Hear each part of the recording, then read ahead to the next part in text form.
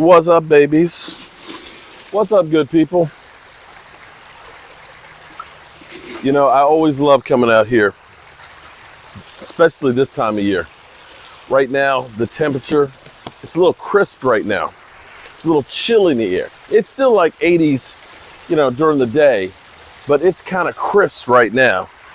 Unfortunately, about another month or so, they're going to stop eating because the water temperature will get down, late in October, below about 50 degrees, and then they're going to head for the bottom of things. It's been nice to be out here hanging with them, and I'm going to enjoy at least the last few weeks that I've got with them swimming around. It's amazing because I haven't bought any fish the last 2 years. These are ones that have been in here for 3, 4, 5 years and stuff, and they're growing and becoming like family. Just finished doing a live stream. Shout out to Jessica. Jessica went off. She's sick of Cooper Rush, sick of Kellen Moore, sick of Jerry Jones.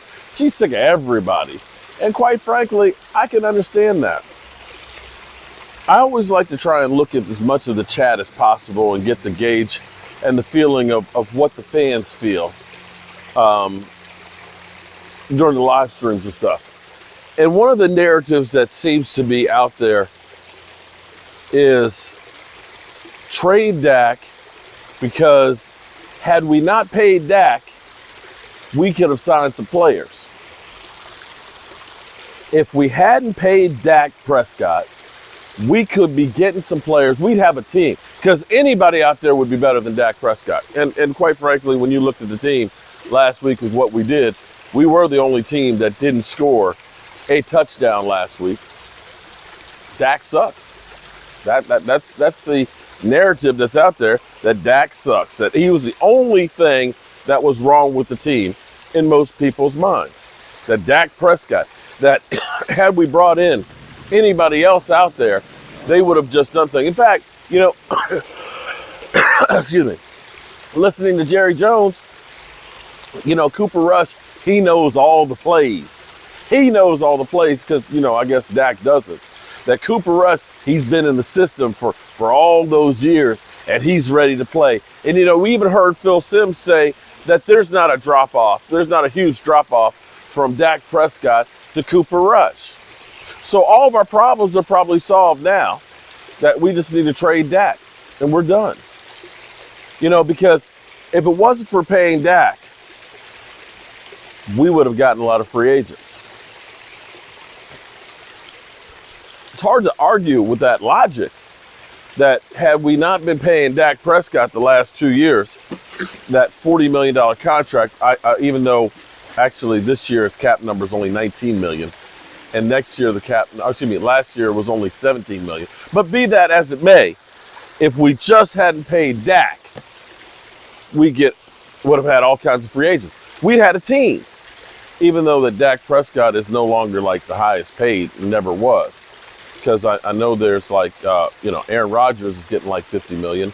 And I believe actually Matthew Stafford is tied with Dak. It's funny how they paid him, and they somehow also signed a lot of players around him. They went out and got Von Miller and Odell Beckham Jr. and, they traded for like Jalen Ramsey and stuff, and they re-signed like Aaron Donald. I don't know how the Rams did that. The Cardinals actually just paid Kyler Murray more money. Aaron Rodgers definitely. Deshaun Watson, that's another one. Pat Mahomes, that guy. There's actually quite a few. Josh Allen. Yeah, there's quite a few quarterbacks that are getting paid more than Dak Prescott. But be that as it may, paying Dak prevents you from signing other players, right?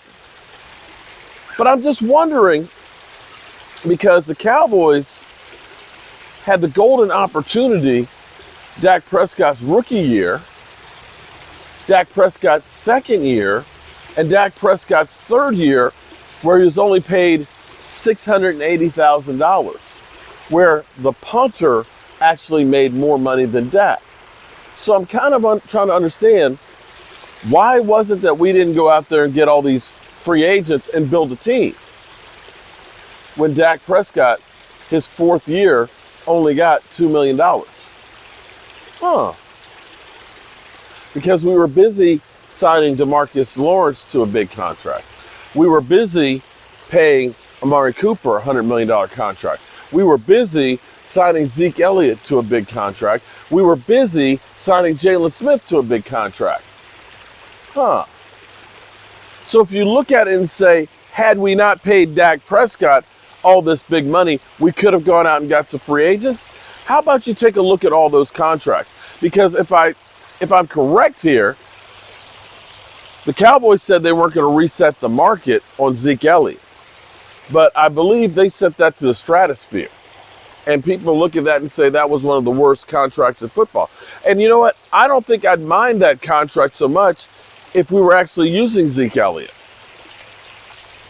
The fact that you paid Zeke $17 million a year and you ran him 10 times when he was actually running really good, that's not Dak's fault. That's the offensive coordinator and the owner's fault. To pay DeMarcus Lawrence a $90 million contract after he had 14.5 sacks and 10 sacks, that's not Dak's fault. That's the owner's fault for spending that money and not getting other guys there. To sign Jalen Smith to the contract that literally last year, do you know last year? And I think we're still paying this year dead money. I think we got $6.8 million of dead money for Jalen Smith still. Yeah, that's not Dak's fault. That's the mismanagement of this team. The fact that we got another $6 million in dead money because they decided to get rid of Amari Cooper, that's not Dak's fault. That's the ownership fault. So before you start looking and pointing at Dak and saying he's the reason that we have all our problems, because Dak sucks, because ultimately we could have just brought in anybody and we would have won. But see, I'm old enough to remember before Dak Prescott, before Tony Romo, the quarterback purgatory that this team was in. When we had guys like Quincy Carter and, we tried, like Drew Bledsoe, and we had the Chad Hutchinson. We even tried, the biggest bust of all time. What's his name? Ryan Lee. We had Ryan Lee. We ended up getting Randall Cunningham, his last year. We went through the quarterback carousel the way the Washington Commanders have been going through since they got rid of Kirk Cousins. And see, as you guys keep saying, get rid of Dak, draft the next guy. There's no guarantee on any of these draft picks that are going to be able to be the guy. Doesn't matter if you're a first-round draft pick. Look at guys like Baker Mayfield or Johnny Manziel or Jared Goff or Carson Wentz. We've looked at guys like Connor Cook and Paxton Lynch. And quite frankly, when you think about the Dallas Cowboys and what they've done, they've drafted one great quarterback in Troy Aikman, who, as the number one pick, you couldn't miss that one, especially when you had a great coach and offensive coordinator like Norv Turner. They got lucky as could be to get a Tony Romo. It was Sean Payton and Bill Parcells that got that guy. And Dak Prescott was just the last guy that was left there. And they figured, here we got a camp body. And just so happened that they got lucky with the way everything went through, that they found a franchise quarterback. So by all means, it's just easy to get a quarterback. And of course, we would have a great team if it wasn't for Dak getting paid. Sorry. That shit doesn't hold water. With the NFL the way it is, you're getting bullshitted by Stephen Jones and Jerry Jones about the salary cap. The New Orleans Saints were $75 million underwater. Didn't prevent them from signing players. We were only 25.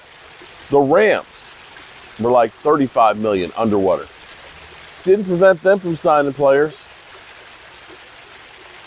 There's a lot of teams worse off than the Cowboys were with the cap. Somehow, they learned how to negotiate and navigate the salary cap. The Joneses decided, we're going to dump all these salaries. We're going to tell people that, we don't have any money, that we believe in our own guys. To me, ultimately, maybe it's a plan that we're just going to start all over, and we're just kind of starting the process quietly and not saying we're rebuilding.